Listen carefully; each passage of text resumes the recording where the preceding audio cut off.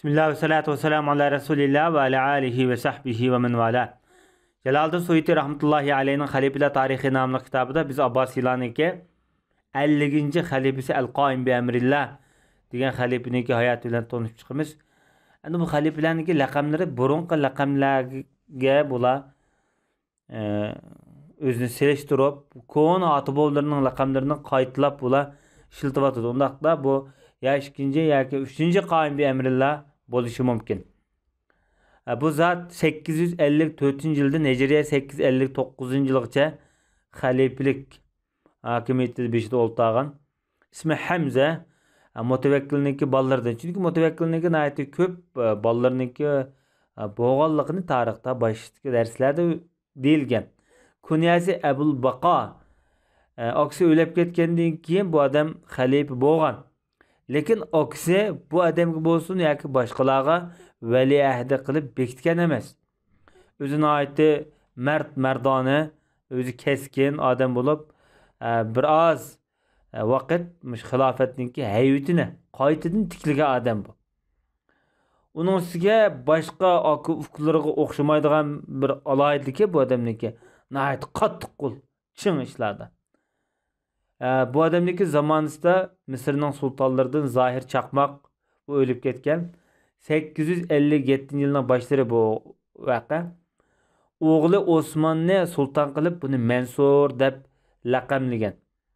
Bu bir maydak sulton bo'libdi. Uning keyinda Mansurga Inalbek qarshi chiqib buni qo'lga ilib qilgandan keyin xalifa shu yili Rabiul Avval oyida buni sulton qilib O'tugat nomini berdi.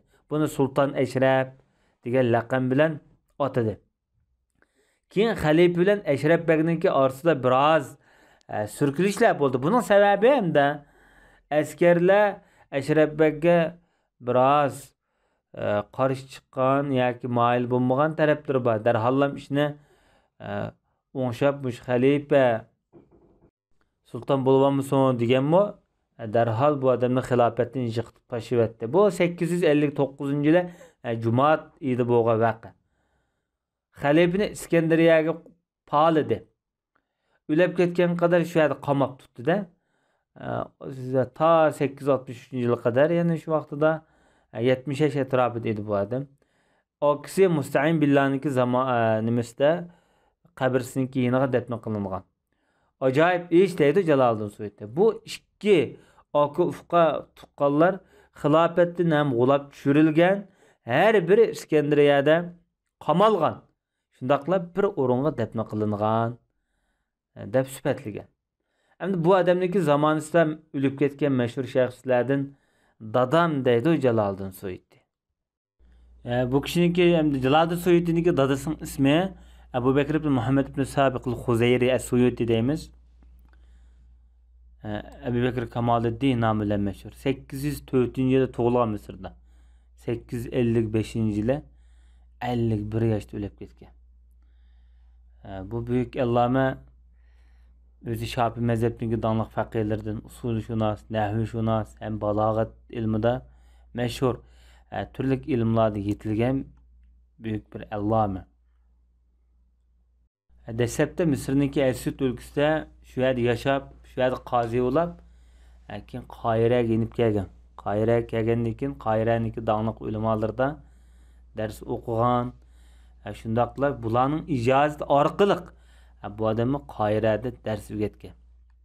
Demak, ayni vaqtida Misr bo'lib Qohira hamda islom dunyosiniki mashhur bir ko'zi bo'lganda.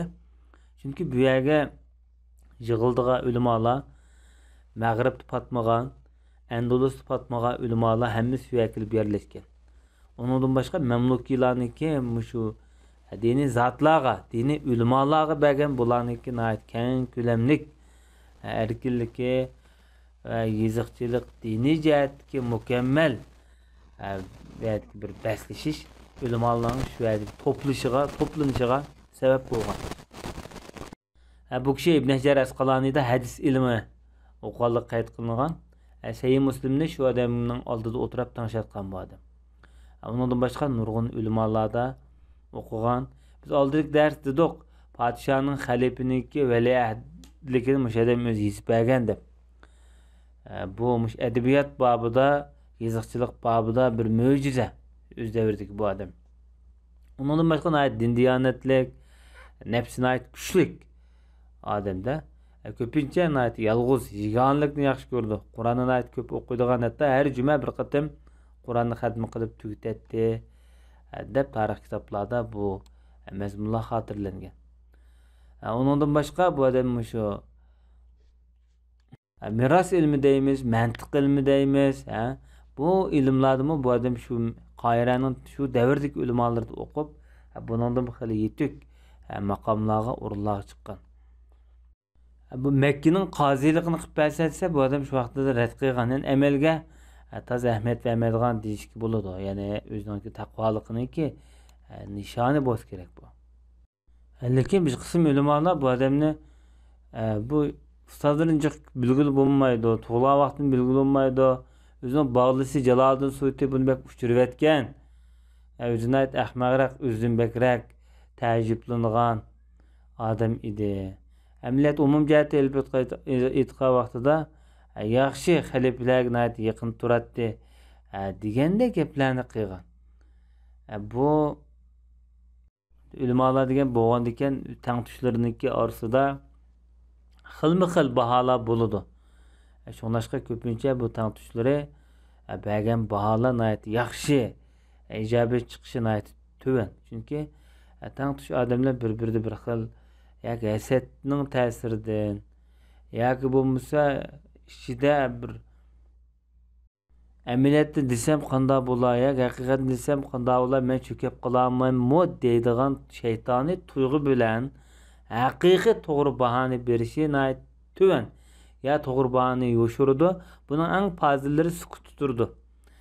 Eng fazillari taqa uning ortiqchiligini demaydi, xatoligini demaydi, sukut turib oladi. Sel şeytan jürkiga sel minib olganlar bo'lsa, yomon taraflarini deyishi mumkin. Ya'ni shunga o'xshash hamda. Eng muhimi bu kishi hamda ummatga Jaloliddin Suyutidek bir ulamoni qoldirib ketgan bir katta dada. Shu yetarli bizga. Ondan boshqa bu davrda o'lib ketgan mashhur shaxslardan Alaydin Qarqashandi degan kishi bor deyilgan. Alaydin Qarqashandi bu kishiniki tarixini men topamadim. Ammo buningdan boshqa bir kishi turdi, balki mush jamoatdan bo'lishi mumkin. Taqiyiddin Abu Bakr ibn Muhammad ibn al-Alai Qarqashandi deb. Bu kishi 783-yilda tug'ilgan, dadisida o'qigan, keyin 867-yilda Qudus o'lib ketgan deydi. Dadisi o'qigan degandikilar balkim mush kishining dadisi bo'lishi mumkin deb o'yladim. Chunki al-Alai degan bir oilaviy nasab tavallik bo'lmaydi. Shu nuqtadan buni davatimiz. Ondan başqa hamda Abbasiylarniki 51-xalifasi Al-Mustanjid billah'niki hayoti bilan tanishib chiqamiz. Bu odam 859-yildan 884-yilga qadar hijriyachilar hakimiyet bir o'ltag'an xalifa bo'lgan. Bu mushu zaman xalifasi Abul Muhasin Yusuf ibn Mutawakkil deb sifatlaydi Jaloliddin Suyuti. Undaqda bu Mutawakkilniki yana bir o'g'li. Akisi g'ulab tushgandan keyin, chunki akisi Iskandariyaga ketdi-ku, g'ulab tushgandan keyin bu Yusuf xalifa bo'lgan. Bu vaqtdagi sulton, Misrniki sultoni Inalbek, Ashraf Inalbek 865-yilda o'lib ketganda Inalbek o'g'li sulton bo'lgan, o'zi Muayyad deb atagan. Muayyadga qo'shiqdan xorij chiqib, Ramazon oyida shu yilda qo'lga elib qilgandan keyin xalifa buni sulton deb o'tug'at nomini berib, buni sulton Sohir deb atagan. Bu ta 872-yilda Rabiul Avval oyida yoki Rabi oyida o'lib ketganga qadar sulton bo'lgan. 12-da Yilboy yoki Yelboy bu xalifa bo'lgandan keyin bu o'tug'at nomini elib o'zini Zohir deb atagan. Biroq 2 oy o'tib lam askarlar buningga qarshi chiqib, buni qo'lga olgan. Shuningdek Temir bug'ini sulton qilgan. Temir bug'imi o'zini Zohir deb atagan. Hem 2 oydan keyin bunimi askarlar g'ulab tushirib yiqitib tashlagan. Onun keyin ham Ashraf Qaytiboyning sulton bo'lishi. Zamonimizdagi eng buyuk sulton Qaytiboy sulton bo'lib Ashraf degan nomni qo'llandi. Podshohlik bu odamga bekib to'xtagan edi deydi. Mamlakatdan ayt keskin iroda bilan uning ustiga ajoyib zo'r iroda himmat bilan so'radi deydi. Onundan burun hiçbir podshoh bundoq so'rab boqmagan. Ta Nasir Muhammad ibn Qalavunning zamonasidan tatib emdi. O Misrdan Furat daryosi bo'yicha ozg'in askarlar bilan safar qilib berib kelgan dedi. Ay vazif bilan nech ay bo'sh qolatdi dedi o'rin shu taxt. Shunda bo'lsa-mu ay Misrni tutib tura olgan haybati zo'r. Mesela Furat safar qilgan vaqtida bu odam ay Mingvishi deydigan mana cho'ng ofitser mana katta askarlarni olmagan, odatdagi askarlarni safar qilaveradi dedi. Bu odamning go'zal xislatlaridan Misrda bu odam mayli qozi, mayli shayxlar, mayli maktab mutavalli o'qituvchilari bo'lsin, bularni diniy vazifaga qo'yishdan ilgari bu odam uzun mezgil onu ko'zitib, sinab biqib, tekshirib biqib, ondan buni vazifaga qo'ygan dedi. Shuni bilan nech oy vazifa, diniy vazifada bo'sh qoladi dedi, adam tanlab bulanmay, yaramay. Herkes mal dünya bilan bir qozini, shayxni bir dini o'rin qo'ygan emas dedi. İslam dünyası nachi cheriklashgan paytlarda qozilikni pul bilan setib oldigan, maktabning mutavalliligi, maktabning mudirliklari hammasi pul so'g' salamga setib olingan bo'lgan. Bu avval bizning hatto xalq madras davrimizda hatta 100 yil burun Qashqar janubiy diyorlarimizda yuz bergan bu ishlar. Qozi ashyak cho'ng yağmurluq çirib, hakimni qishig'i chirib, uni pul berib, qoziligini setib oladi, yurtning qoziligini setib oladi. Palani yurtning, palani nayning yoki shaharning deb. Yoki palan maktabniki mutavallisi men bo'lay, yoki boshlig'i men bo'lay deb. O'zining atrofidagi odamni o'rinlashtirdi. Uningda hech bir salohiyat va kaza surish qilinmaydi. 30 yil, 40 yil bir arab tili kitobini ko'tarib o'qib yuraverdi, vaqtidan kelgan pulni yeyaverdi. Maktab islohot ilib bo'lmaydi. Bu necha yuz yil davomlashgan bu Qashqarda bu avval. Mana bu bizning ilmiy jihatda zo'r chekinishimizni keltirib chiqargan. Hozir qadar biz buningki zinini tatib o'tamiz. Mustajid Billahninki vafoti. Zohir qo'shiqdan tunji qatim bu xalifa bo'lgan vaqt, sulton bo'lgan vaqtida Şamning valisi Canibek yetib keldi dedi. Chunki buning bilan askarlar orasida ma'lum bir putishma, o'rtoqlik bo'lgan. Ya'ni oraliqida biz palonni jiqt etaylik deb Misrdagi askarlar Canibekga xat aytgan bo'lishi mumkin-da. Shundan zohir shu Canibekninki qishig'i kelgan vaqtda bu qo'shiq deb shu. Xalifani qolgan 4 qozi va 4 mazhabniki askarlarni qal'aga chiqinglar deb buyruq berdi.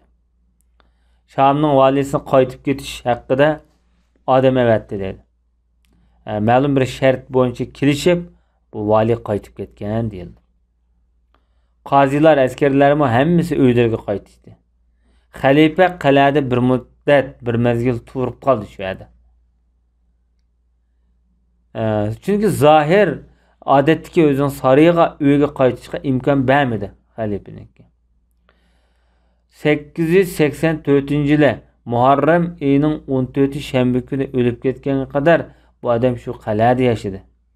Qal'a hamda shu poytaxtniki, ordininki eng nimasi shu huquq markazlashgan o'rinlar hamda. Shu yerda 2 yildak faoliyat kesili bilan yatqandan keyin bu odam o'lib ketgan. Qal'ada namoz o'qildi. Ondan Mashhad Nafisi, ya'ni Sayyid Nafisa qabristonligidagi xalifalar mozorligiga dafn qilindi deydi. Shu vaqtida 90 ga ulashgan yoki 90 dan oshgan bo'lishi mumkin. deyilgan. Emdilikte Abbasilarning 52. xalifasi Mutawakkil Alallohning hayoti bilan tanishib chiqamiz. Mutawakkil Alalloh ismi bilan necha xalifalar boshda o'tgan. Bu shu laqamlarni o'ziga tavarruk qilib qo'llangan Mutawakkil Alallohniki biri. Bu adam 884-yili huquq chiqib 903-yili huquqdan yo'qolgan. İsmi Abdülaziz ibn Yaqub ibn Mutawakkil Alalloh. Yani baştaki Mutawakkil Alallohning nevirisi bo'ldi. Kunyasi Abul-Aziz nomiyle meşhur. 819 yıl tug'ilgan. Onasi bir askarning qizi hamda. İsmi Hacı Melek. Abdülazizning dadasi Yaqub Mutawakkil xalifa bo'lib boqmagan. O'zini aytdi katta hurmatga sazovar. Boshqalarniki bunda bir izzat hurmati bilan yashagan. Mayli avam, mayli fuqarolarga yoki davlat odamlarga suyimlik, yiqimliq dedi. Chunki bu odamning go'zal xislatlari bor, undan boshqa ortiqchiliklari ko'p. Undan boshqa ig'ir bisiq, tamkin, ham kamtar. Har qanday odamga bir tabassum bilan qaraydi. Adab axloqi zo'r. Onun üstüge ilim bilen meşgulat kıldıgan adam. Dastlabda dadamda, onundaki başka ulemalda okugan deydi Jaloliddin Suyuti. Tağısı Mustakfi billah özünki kızını bu adamga to'yni qilib qo'ygan. Bu yaxshi bolalarni tug'ib bergan bu qiz. Demak, bu Hashimiylar orasidagi, ikki Hashimiylar orasidagi bir Hashimi, yani ona taraf, dada taraf jihatdan Hashimi demekçi bir yerde. Taqsim Mustanjidning kesili uzun mezgil davomlashgan vaqtida mush adamni xalif bo'lsin deb valiahd qilib bekitgan. O'lib ketgan vaqtida Ramazon Muharram oyining 16-kuni dushanba kunda sulton, qozi, davlat arboblari huzurida xalifalik bayat ilingan dedi. Dastlabda o'zi Mustayin billah ataymiki deb o'ylab, ya Mustayin ya Mutawakkil atay deb ikkisining oralig'ida davolg'ib turib, oxiri Mutawakkil atay deb shu laqamni o'ziga laqam qilib qo'llangan. Qal'adan o'ziniki odatdagi uyga manga vaqtida, chunki qal'ada shu murosim o'tkazildi. Murosimdan keyin bo'layotgan avval qozilar va shundoqlar shu naq maydondagi qatnashuvchilar, ondan boshqa davlat kattalari oldida mangan. Bu ajoyib bir tarixiy kun bo'lgan dedi. Shu kunni kechda qal'aga yana qaytib kelgan. Chunki Mustanjid shu yerda tug'an edi dedi. Demak bu shu valiahd qilib bekitgan vaqtdagi avval bo'lsa kerak bu.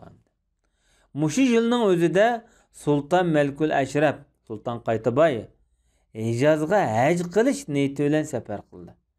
Bunda avval 100 yildan ko'proq bo'ldi, hech qanday podshohga ta'alluq bo'lgan emas.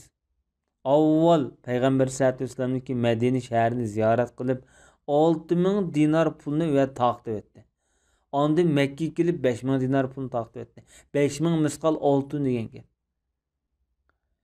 Makkada bir maktab qurishni ma'qullab, bu maktabga bir shayx, ya'ni bir mudir, ondan boshqa bir so'pi zohiddan birini bekitib haj qilib qaytib keldi dedi. Bu adam hajdan qaytib kelgan vaqtida shaharlar necha kun zinatlangan edi deb ta'riflangan.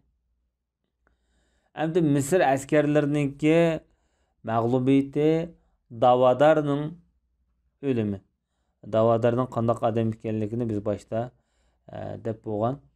885-yil bo'lgan vaqtida Misrdan bir turkum askarlar chiqdi-da, bularning boshqa Davodar bu Iroq tarafga bular bir urush qilish uchun ma'odamdi. Bu oraliqda Ruha yaqin joyda Yaqub Shoh ibn Hasanning askarlari ular uchrashdi. Bu Ruha Sham zaminda bu hamda davlat qarshi chiqqan kishilar bo'lishi mumkin. Misrliklar mag'lub bo'lib, ulardan nurg'un odamlar o'ldirildi, qolganlar asirga tushdi. Davodar asirga tushib, oxiri kallasi kesildi. Davadır hem orduda emel tutulan adamlar bu askerge bu adamni qo'mondan qilgan. Mana bu shu yili Ramazon oyining 2 yoki 2-yarmida bo'lgan voqea edi. Ajoyib ish. Mana shu o'ltirilgan da'vodor bilan Hanifi mazhab tarafdan bekitilgan qozi Shamsiddin Amshatining orasida ig'ir voqealiklar bo'lgan. İkisining orasida bir uqishmasliklar, kelishilmasliklar degandek. Her biri ma yo'qol so'lti deydigan işte umidda yashagan. Hem da'vodor Fırat daryosi bo'yida o'ltirilib, Amshati Misrda bir shu kunning o'zida o'lib ketgan. İkkalasi bir-birining o'limini talab qiladi. Bumi shu kun o'lib ketdi, bumi shu kuni o'ltirildi. Bu yana ajoyibotlardan edi deydi Jaloliddin Suyuti.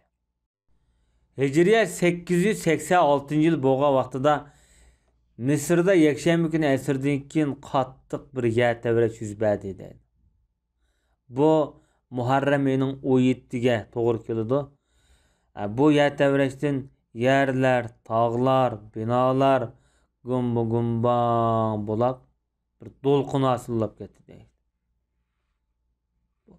Azraqlam bu yerdagi gumba deyishimiz yani pulang qilib ketdi demakchi. Azraqla davomlashib to'xtab qoldi. Bu to'xtab qolganiga hamdlar bo'lsin. Bunun sebebidir Salihiye mektubiniki balkoni yoki peshayvine tushib ketib qoldi. Şu Qazil Quzzatl Hanifi sharpidan aytning ustiga tushib ketib o'lib ketgan. Inna lillahi va inna ilayhi rajiun. Mush yili Rabiul Avval ida Misrga Hindistondan Haki ismli bir odam kelgan bo'lib, mening yoshim 250 yoshga chidim degan. Nurg'un odamni to'plashgan, qarsa gayet özü kuchli, saqili qop-qora. Aql bu odamni 70 chidimi deb o'ylamaydi deydi. Bundan ko'p emas, 70 chigandek emas. O'zining degan gapiga isbot akilanmidi? Men kisb etime yolg'onchi u deydi. Uning degan gapidan men anglagan narsa u 18 yosh vaqtida haj qilib ekan. Ondan Hindiston qaytib ketib, Tatarlarning Bag'dodga besib kirganligini anglagan ekan. Shundaqla Misrga Sultan Hasanning zamonasida kelgan ekan, maktab bino qilishdan burun. Hasaniy maktabi var shuni bino qilishdan burun. O'zining gapini tushuntiradigan hech bir narsa bayon qilgan emas edi. Hammasi asossiz quruq gap. Demak, aldamchilar dunyoning ham yerda xalqning kallasi, avomning kallasini yuvib oldish kerak. Shu yilning o'zida Sultan Muhammad ibn Osmonning o'lim xabari yetib keldi. Sultan Muhammad ibn Osman degan yani Osmanlı şahzadalarining biri, Rum podshosi demakchi. Chunki Osmanlı avlodidan bu ikkalan podshohlikni talishib urushgan. Oxiri bu Osmanlı oilasiga ikki amirning birisi mag'lub bo'lib, Misrga inib keldi, yana birisi mamlakatni qo'liga oldi. Sultan Ashraf Qaytibay Misrga kelib panohlik tilagan amirni acayip zor hürmet ikram qilib, uning kendi Şam'dan Hijazga haj qilish uchun mang'an deyilgan. Shu yili Shavvol oyida Madina Munavvardan bir xat kelgan bo'lib, bu xatning mazmuni tuvandekcha. Shu yili 13-Ramazon osmondan bir chaqmoq chiqib, shu payg'ambar masjidniki munorini kuydirib o'tgan. Bu yerdan tushgan o't Masjidun Nabaviyning o'gizi to'rislar ko'yib ketgan. Bu yerdagi ombodagi mol-mulk va kitoblar ko'yib ketgan. Faqat tomlam qilib qolgan. Bu bakmi qo'rqinchli ahvol deb qaralgan dedi. Tarixda o't ketgan, o't ketgan.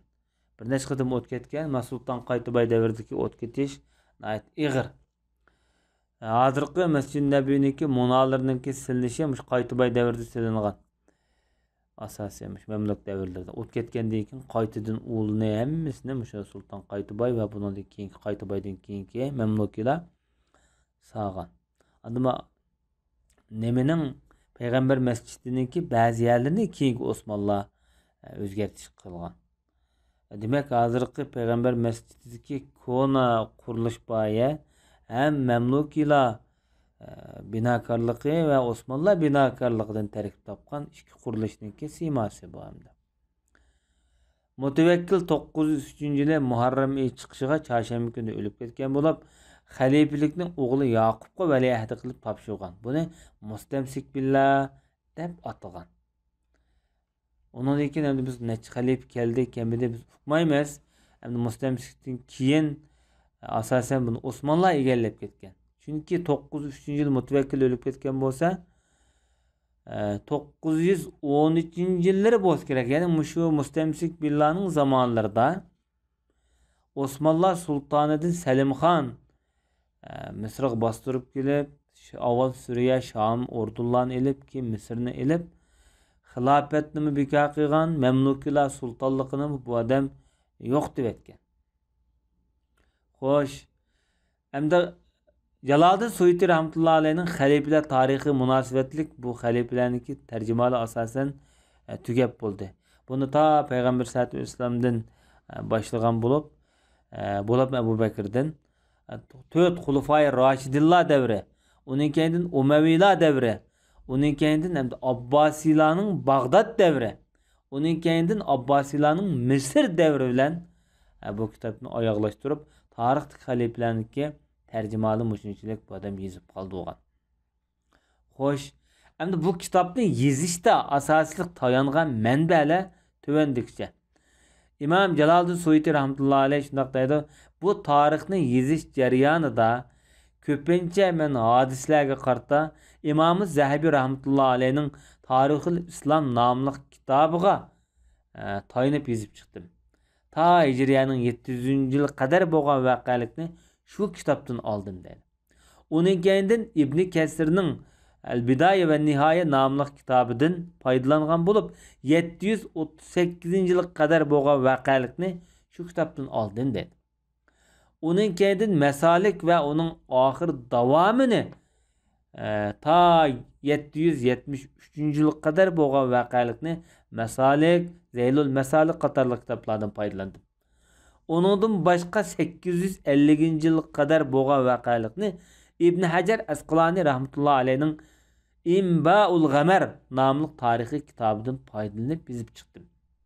Buningdan boshqa hodisalarda asosiy men Tarixi Bag'dod, Xatibul Bag'dodiyning 10 tomlik kitobi, İbn Asakirning 57 tomlik Tarixi Damashq kitobi, Suvlining Avraq nomli 7 tomlik kitobi, Tuyuriyat nomli 3 tomlik kitob, Abi Nuaym Asbahanining 9 tomlik Hilyatul Avliya nomli kitobi, İmam Dinurining Mujalisa nomli kitobi, Mubarratning Kamil nomli kitobi 2 tom, Sa'labning Amali nomli 1 tomlik kitobidan foydalanib yozib chiqdim. Va buningdan boshqa bir qism manbalardan foydalandim degan. Demak, İmam Jaloliddin Suyuti rahmatullohi alayhi eng qadimi, eng yaxshi bo'lgan, uning ustiga eng ishonchli bo'lgan manbalardan foydalanib turib bu kitobni yozgan. Demak, biz 3 davrni biz beshimizdan o'tkazdik. Bayatdan biz deganimizdek 3 davrni beshimizdan o'tkazdik. Asosiy ham buningda ham Osmonlar tarixi qolib qoldi. Biz keyingi darsimizda Jaloliddin Suyutininki bu kitobniki oxiridagi bir qism o'zining bir qism ilova qo'shimchalaridan tanishib chiqamiz. Va sallallohu alayhi va nabiyina Muhammad va ala alihi va sahbihi ajma'in.